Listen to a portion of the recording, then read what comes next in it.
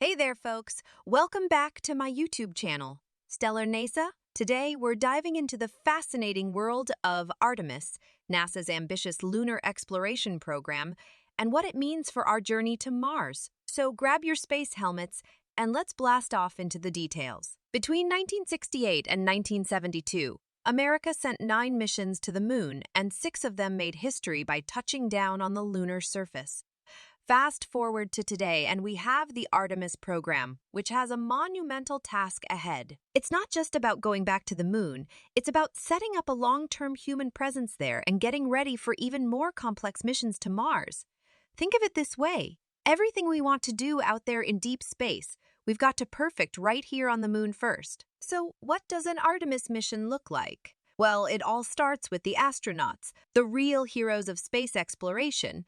Their trusty companion on this journey is a spacecraft called Orion, and it's a marvel of engineering built in 3 parts. First up, there's the crew module. This is where up to 4 astronauts live and work throughout the entire flight.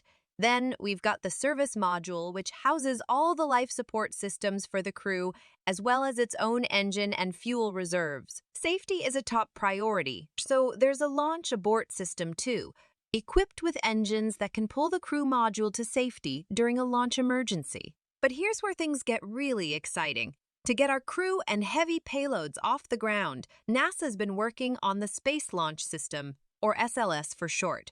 It's the world's most powerful rocket, and it's even more powerful than the legendary Saturn V from the Apollo era. When fully fueled, this beast weighs over 6 million pounds, with most of that weight being the fuel. Once those engines roar to life, there's no turning back. 2 minutes after liftoff, the solid rocket boosters do their job and are jettisoned. 8 minutes in, the core stage is depleted and separates, leaving Orion in a parking orbit around Earth.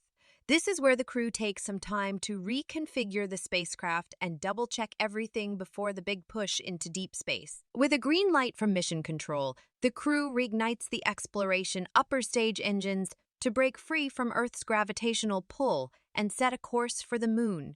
The timing of this burn is crucial. It's what sets them on the path to meet up with the moon a few days later. As they approach the moon, you'll notice something different about Artemis compared to the Apollo missions. Instead of Orion having to do it all, these missions take advantage of a new approach: lunar lander/pre-staging. That means everything needed for lunar missions, rovers, science experiments, and even human-rated systems on the lunar surface are placed in advance by commercial and international partners. It's like preparing a lunar picnic ahead of time.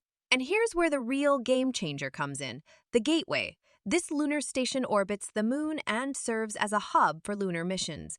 It's designed with open standards, so it can grow and adapt as new missions and partnerships develop.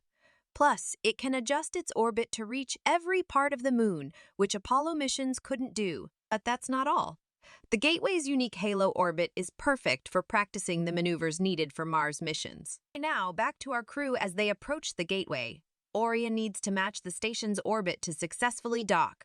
Once on board, some crew members transfer to the lunar lander while others stay on the Gateway. The lunar lander is built for 3 crucial steps: descending from Gateway's halo orbit to a low lunar orbit, then descending from there to the moon's surface.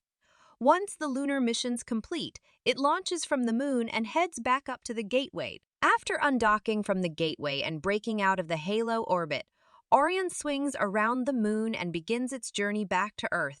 Near the end of this epic journey, the service module is released, and the crew module orients itself heat shield first. It's a fiery re-entry into Earth's atmosphere at 25,000 mph, but the heat shield holds up, and a series of parachutes deploy, safely slowing Orion to just 20 mph for a splashdown. And that's a wrap! With each successful mission, Artemis paves the way for the next generation of explorers, showing that we're ready to go beyond. Thanks for joining me on this cosmic adventure. Don't forget to like and subscribe to StellarNASA for more exciting space updates. Until next time, keep looking up.